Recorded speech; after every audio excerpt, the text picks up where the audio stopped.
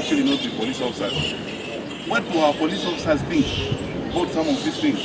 And then there are so many stories around this that ought to be addressed in a straightforward manner, in my view. Let us not sweep things under the carpet. And so the difference is admission on our part. Where there was a mistake, we admitted there was a mistake here, and we sorted it out. Investigations were going on. And by the way, some of these files are open, and even if there's got additional information on these files, it's your duty as a citizen to give the information to the authorities, and prosecution commences. None of us, even the 3 of us who are here or the 4 of us who are here, none of us is above the law. I've never lived above the law even for 1 minute in my life. So the most important thing, get facts, not to play politics with security matters, so that when it's convenient, you can say this. When it's not convenient, you say the other. Let's go on and deal with these issues. If there are matters that have not been resolved, if there are issues that have not been done, let them be investigated. And that's what I'm calling for public input. Yes, maybe afraid that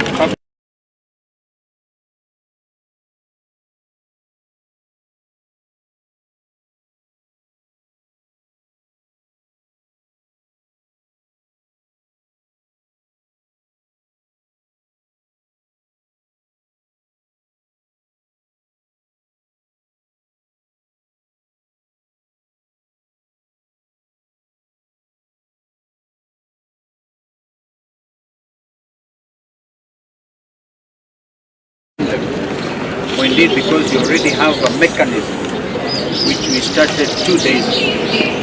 And by the way, it is not lost on us that criminals may have taken advantage of the commitment of the Gen Z and may have gone on rampage, destroying public property, the machete wielding, the room wielding gangsters. That, of course, is an issue. But all said and done, we have a country to nurture, and we have to bring out, as Fred is saying, this truth out there. So again, I will repeat our call. Justin Muturi and team will be waiting to receive as much information as possible. We are not going to wait for the other side, the government that feels so comfortable, as Fred is saying, running the country through blogging. All right, that they do not seem to care. It's very clear. As a lawyer, I can tell you that facts speak for themselves. We saw what happened when the Albert Ojwang demonstrations were happening. Even the goons themselves came out confessing. So please don't drag the opposition into things that are as plain as daylight. We know it. They will of course try and attempt to do this and the other. But even lying or insinuation require a little bit of intelligence. These things are very good. So we know where. And actually, even lying requires a bit of common sense. Yes. Because the question is this. Ask yourself this, and then by the way, we shouldn't make excuses about public responsibilities. Yeah. So if the opposition are organizing these things and causing this, unangoja filimbi ya nani kukamata hao watu wa opposition? Kamata wote. Yeah. If you have facts about it, you are saying so and so is funding this, so and so is funding. Why are you telling us a story? It is a statecraft 101. Yeah.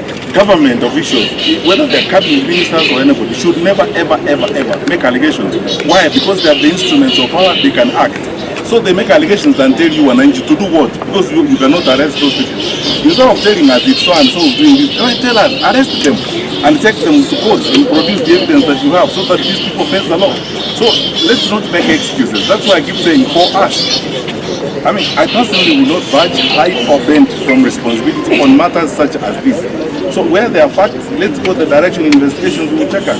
But you can't wake up every morning and say it's John who did this, it's Mary who did this, and you are the one who has powers to arrest that John and Mary. Why can't they arrest them? That we have state-sponsored groups. When President William RUTO toured Nairobi, I think he was here for 1 week.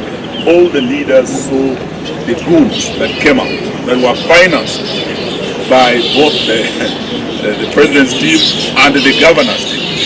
1 week, everywhere they went, we saw what the goons did. Many of them were seen being paid, lining up. And these are state-sponsored that you know where the money is coming from. And the payers are not opposition. So, I think with this one thing we want to tell President William One Ruto. of them was very far away. Yeah, we want to tell him that, you know, when you introduce the politics of goonies, it's like riding the back of a tiger. No one is in control of those goons.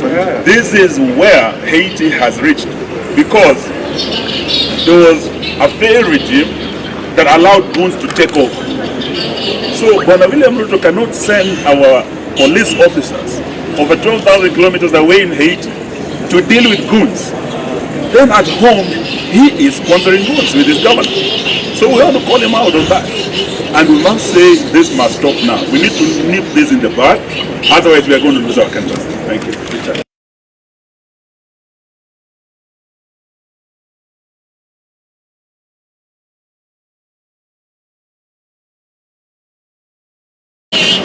You've grown up in this country, you're a young president, you have seen your people. I would like him to send, the way he sent Murkomen to go and look